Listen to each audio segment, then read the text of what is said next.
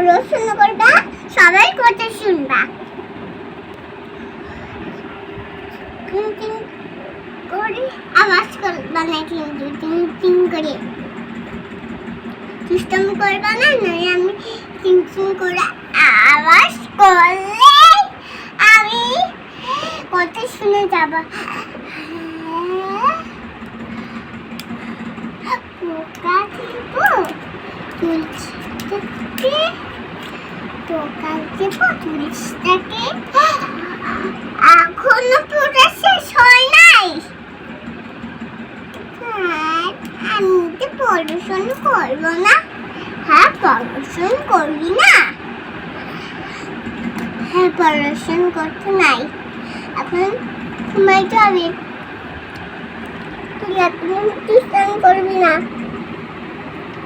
হ্যাঁ, তুই একদম টিউশন করবি না। তুই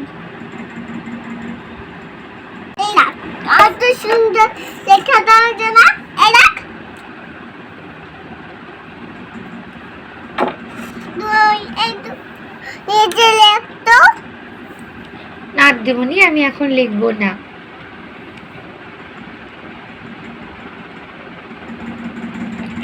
আমি তোমাকে দিলাম, আমি তোমাকে না দিদিমণি, এখন আমি ছবি আঁকবো, আমি তোমার সাথে আঁকবো না। আঁকবি না।